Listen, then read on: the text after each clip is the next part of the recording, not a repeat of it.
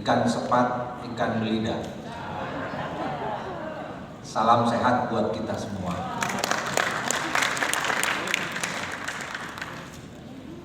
Bagaimana hati tak tenang kalau sejarah dan budaya telah hilang? Para hadirin yang telah datang, mohon jawab salam saya dengan suara lantang. Assalamualaikum warahmatullahi wabarakatuh. Agak maksud sedikit gitu. Ya, alhamdulillahirabbil alamin. Puji syukur kehadirat Allah Subhanahu wa taala yang telah melimpahkan banyak sekali karunia pada hari ini, dan yang paling kita syukuri adalah kehadiran para pelaku utama, tokoh-tokoh yang legendaris di Sumatera Selatan, di Kota Palembang pada pagi hari ini. Ini tepuk tangan buat kita semua. Dan saya mohon maaf tidak bisa sebutkan satu persatu karena semuanya mempunyai peran yang penting. Ya. Dan kita juga senantiasa aturkan salam serta salawat kepada baginda Nabi besar Muhammad Sallallahu Alaihi Wasallam serta para sahabat, dan mudah-mudahan kita orang-orang yang istiqomah menjadikan beliau sebagai suri toladan sehingga bisa terus melanjutkan jalan kenabian. Kita bukan nabi tapi jalan kenabiannya kita harus lanjutkan karena membawa misi kemanusiaan yang universal, rahmatan lil alamin. Pada hari ini ya, kita kehadiran Ibu Diah, Ibu Martini M. Paham.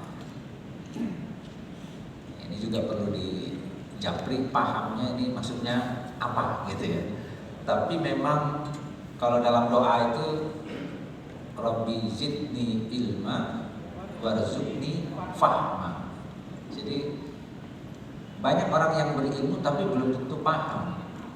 Oleh karenanya kita minta kepada Allah itu mendapatkan ilmu, tapi juga dilimpahkan rezeki berupa kepahaman. Jadi paham ini adalah rezeki yang tidak bisa atau belum tentu diterima oleh semua orang yang berilmu. Luar biasa. Jadi ini kedua orang tua beliau ini punya kedalaman ya dalam memberikan nama, ya, itu punya amanah, cita-cita dan harapan buat anaknya, dan alhamdulillah sukses. Ya, tepuk tangan buat Ibu Diah. Ya, saya sangat senang kita semua bisa bermitra dengan Kementerian Pariwisata dan Ekonomi Kreatif untuk mengkonsolidasikan potensi masyarakat. Jadi ini bukan seremonial semata, tentu saja ada seremonialnya, tapi ini konsolidasi. Pariwisata dan ekonomi kreatif akan lebih presisi meminjam Kapolri. Tapi sebenarnya saya dulu waktu menjadi sekjen di PKS saya juga memakai semboyan yang sama, presisi. Sehabis saya selesai masa jabatan, terus Pak Kapolri yang baru pakai istilah presisi juga. Nah, presisi ini penting Ibu Diah. Jadi jangan sampai kita menggelontorkan dana tidak tepat sasaran. Ketika kita belanja masalah dan juga proposal, nah Bapak Ibu sekalian, para hadirin sekalian di sini yang saya hormati, kita di sini bimbingan teknis karena di sini sudah merupakan pelaku yang legendaris saya katakan. Nah, kita menyusun proposal bersama pada hari ini. Saya kemarin sudah lihat hasilnya dipresentasikan. Nah, buatlah proposal apa yang nanti ini bukan cuma dilatihkan oleh Pak siap APBN, mudah-mudahan, amin. Ya, mudah-mudahan. Jadi ini proposal yang langsung diterima, bahkan dilatih dulu oleh Kementerian Pariwisata dan Ekonomi Kreatif, dan nanti saya berharap ini jangan cuma jadi tumpukan informasi, dan mungkin juga kajian 2 tahun bagus, tapi memang nanti jadi program yang disinergikan antara pusat, provinsi, kabupaten, kota untuk bisa kita implementasikan. Jadi jangan sia-siakan kesempatan yang mahal hari ini untuk kita membuat suatu proposal definitif apa yang kita inginkan untuk Sumatera Selatan dan Kota Palembang khususnya. Insya Allah ya. Bapak Ibu sekalian yang saya hormati, saya juga selalu merasa tenang karena Bapak Kepala Dinas Pariwisata kita Pak Alfa ini detail sekali ya, yang kita hormati sama memahami seluk-beluk Sumatera Selatan. Ya, beliau memang bukan hanya doktornya, tapi memang berkarir dari bawah sehingga mencapai tingkat kematangan seperti ini. Saya kira kita bersyukur mempunyai Kepala Dinas Pariwisata yang mempunyai dedikasi ya. Dan saya lihat ya, penuh perhatian penjiwaan bahkan ya, penjiwaan terhadap apa yang dikerjakan. Banyak orang yang mempunyai amanah tapi dia belum tentu menjiwai pekerjaannya karena mungkin dia tidak cinta ya. Kalau tidak cinta bagaimana akan memberikan manfaat kepada yang lain. Jadi kalau suami tidak mencintai istrinya sepenuh hati, istrinya tidak akan memberikan apa secara sempurna kepada suaminya. Begitu juga sebaliknya, kalau istri tidak mencintai sepenuhnya kepada suami, tidak bisa suami memberikan segalanya buat istrinya. Jadi kita ini ketahanan keluarga juga jadi pagi hari. Ada Pak Berlan juga di tengah-tengah kita dan Mas Sita ya, dan Sita juga berbagai apa yang dibina oleh beliau ini tadi jelita ya Pak Alfa ya. Jadi ternyata beliau ini memang membina rakyat jelita. Jelita itu jelang 50 tahun.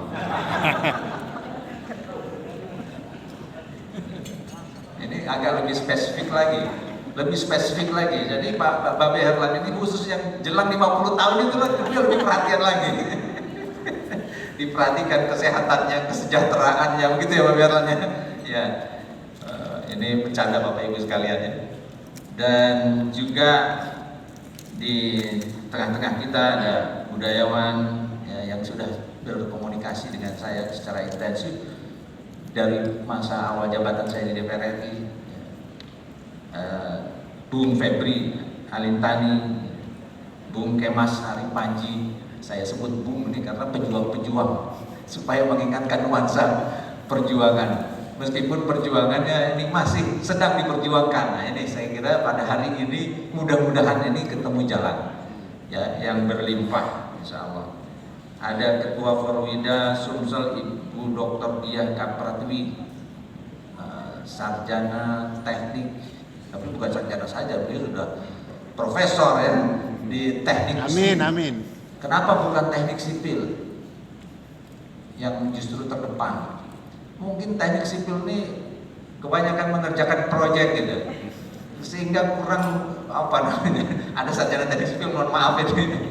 Jadi konsentrasinya pada pekerjaan, bukan pada pengembangan dan upaya lebih lanjut ya potensi yang ada secara lebih menyeluruh. Ya, saya kira ya tidak apapun latar belakang keilmuan kita mudah-mudahan bisa disumbangkan untuk masyarakat ya, memberikan manfaat. Begitu juga ada dari utusan Kesultanan Palembang Darussalam Bung Baby Johan Saimima, alhamdulillah. Cewek. Mohon maaf. Ayo gitu ya. Ayo Baby Johan Saimima ya, alhamdulillah. Nanti kita mohon tadi bisa menyumbangkan 1-2 lagu gitu. Akapela juga tidak masalah ya. Kalau tidak ada organnya. Ya mudah-mudahan ya. Lalu kemudian juga utusan Dinas Kebudayaan Kota Palembang ya, Ketua Komunitas Tari Bung Iman Kasta ya, Ketua Sahabat Cagar Budaya Bung Robi Sunanta, Ketua JIP Pariwisata Bung Ersan Benyamin, Ketua Bang Japar Bung Iskandar Sambeni, dan para ketua komunitas kuliner Palembang Good Guide, Kobar 9, Pusat Kajian Sejarah, Asosiasi Pendaki Gunung, Yayasan Depati, Genpi, Jurnalis Sejarah, Budayawan, serta konten kreator yang hadir, Masya Allah. Nah, pada hari ini Bapak Ibu sekalian, saya mungkin dari sekian banyak proposal yang akan kita bincangkan nanti, ada satu proposal yang mungkin paling lama dari gubernur ke gubernur, wali kota ke wali kota, ya, bahkan juga dari pemerintahan pusat, dari orde ke orde begitu, kita belum bisa optimalkan. Dan saya sudah sampaikan ke Pak Alfa dan ke dia juga kemarin, tapi saya ulangi lagi karena di sini ada pegiatnya. Dan di sini pegiat pariwisata semua. Saya katakan bukan hanya giat kepada Budia, tapi juga kelompok kritis. Kelompok kritis yang ini sangat penting, bukan hanya peduli tapi dalam sekali ya penghayatannya, perjuangannya gitu. Nah, yang saya kemarin sudah sempat titip dan saya sampaikan kembali ini adalah tentang BKB, Benteng Kota Besar. Nah, jadi Ibu Dia kemarin saya tanya belum tahu Benteng Kota Besar di sana. Ya padahal sudah sampai di patung ikan belidanya, kan? Tapi tidak tahu ada benteng. Padahal justru ini secara nilai historis dari usianya saja di seluruh kawasan tersebut ada jembatan Ampera dan sekarang ada LRT juga di situ, ada Pasar 16. Inilah yang paling tua, yang paling monumental dan paling simbolik sebetulnya. Paling simbolik. Untuk menggambarkan Palembang, khususnya Kesultanan Palembang Darussalam, yang laik, wajar untuk kemudian diperjuangkan agar setidaknya, nah saya setelah diskusi dengan para budayawan dan sejarawan, untuk ada akses masyarakat bisa ikut menikmati Benteng Kota Besar ini. Dan juga kalau bisa ada harapan revitalisasi. Kenapa? Karena ya sudah banyak didaya gunakan untuk berbagai hal, tapi juga ada yang menumpang gitu. Ya, ada bangunan-bangunan yang menempel secara liar ya, atau mungkin ada penggunaan yang kurang secara presisi ya, menjaga cagar budaya ini. Ini perlu kita juga berhati-hati. Nah, kemarin kita sudah punya juga skemanya yang kemungkinan realistis bisa diperjuangkan. Bukan dengan tukar guling atau mungkin perubahan status, cukup ya, merevitalisasi cagar budaya ini dengan tetap statusnya dikelola oleh saudara-saudara kita di TNI, ya, Kementerian Pertahanan ya, Republik Indonesia, tapi masyarakat bisa punya akses. Dan syukur-syukur ini cagar budayanya kemungkinan dipulihkan, lalu kemudian bisa juga dibuat sebagai tempat event-event tertentu, seni budaya, pameran, dan seterusnya dan seterusnya. Nanti kalau sudah dibuka akan banyak sekali pengembangannya. Oleh karena itu nanti memang ini harus lintas departemen, bukan hanya Kementerian Pariwisata dan Ekonomi Kreatif, juga ada Kementerian Pendidikan, Kebudayaan dan Riset, ya. Kemudian juga tentu saja Kementerian Pertahanan. Jadi setidaknya ada 3 kementerian yang berkepentingan dan sekedar bisa membuka saja untuk kepentingan wisata, sehingga nah kita sekarang sedang bicara strategi branding dan destinasi pariwisata dan produk ekonomi kreatif. Ada yang baru di Sumatera Selatan Papua, yaitu Benteng Kota Besar. Dan yang menariknya adalah di situ wisatanya bukan hanya wisata sejarah, tapi juga wisata sejarah militer, defense heritage. Nah, oleh karena itu pada kesempatan ini di sini ada banyak sejarawan dan budayawan. Saya sempat sampaikan sebelumnya juga ada 2 perang yang dahsyat, perlawanan terhadap Belanda dalam sejarah di Indonesia. Yang pertama itu adalah perang di Penogoro, lalu kemudian perang di Palembang ini. Tapi bedanya yang perang di Penogoro ini, Pangeran Diponegoro ketika dibuang ke Sulawesi Utara lalu kemudian dibuang kembali ke Sulawesi Selatan, wafat di sana, beliau menulis babat di Penogoro, sehingga kisah-kisahnya sekarang masih kita dengar. Nah, untuk peran di Palembang ini masih diperlukan ada tugas dari para sejarawan di sini, para budayawan di sini untuk menuliskan lebih detail lagi kisah-kisahnya. Ya, karena kalau mau jadi defense history, menjadi sejarah militer, ya ini bentengnya seperti apa kualifikasinya, persenjataannya seperti apa, kejadian perangnya seperti apa, siasat strateginya seperti apa, sampai ya korban jiwa dan seterusnya itu memang perlu didefinitifkan. Yang jelas perlakuan Belanda terhadap Pangeran Diponegoro itu sama persis dengan perlakuan Belanda dengan Sultan Mahmud Badarudin II. Sama-sama dibuang ke Sulawesi Utara dan dibuangnya juga 2 kali. Kalau Pangeran Diponegoro dibuang ke Sulawesi Selatan, setelah itu kalau Sultan Mahmud Badarudin dibuang ke Maluku Utara, ke Ternate, lalu dimakamkan di sana. Dan sama-sama zuriatnya, keturunannya dibuat punah. Jadi Pangeran Diponegoro itu keturunannya dihabis, dan tidak boleh mengaku sebagai keturunannya. Dan begitu keturunan zuriat dari Kesultanan Palembang Darussalam sama. Jadi artinya apa? Saking dahsyatnya perlawanan dari 2 titik ini. Nah, ini sejarah militer Indonesia. Nah, saya kalau ke ruangannya Bapak Prabowo Subianto waktu jadi tim sukses beliau itu, ya, saya sering ke ruang kerjanya. Beliau memasang gambar-gambar pahlawan, tapi terutama adalah tokoh-tokoh militer. Salah satunya Pangeran Diponegoro, Panglima Sudirman. Jadi saya lihat beliau punya penghargaan terhadap sejarah militer dan ini momentum. Jadi mudah-mudahan pada kesempatan kali ini khusus ya saya membahas tentang BNT Kota Besar, bukan berarti yang lain tidak penting, tapi ini kalau sudah tertunda-tunda dan ini mudah, tidak ada masalah 17 tahun yang pelik dari segi peraturan perundangan maupun dari segi anggaran, ya, karena proses-prosesnya sedikit sederhana. Nah, mudah-mudahan ini akan menjadi sumbangan dari Bapak Sandiaga Salahuddin Uno buat masyarakat Sumatera Selatan. Ini akan dikenang sepanjang masa. Juga kalau Pak Prabowo mau berkenan ya lebih jauh juga berperan dalam proses ini akan dikenang oleh masyarakat Sumatera Selatan. Kita akan sangat berterima kasih ya. Jazakumullah khairan katsira kepada beliau berdua dan juga tentu saja Menteri Pendidikan dan Kebudayaan, khususnya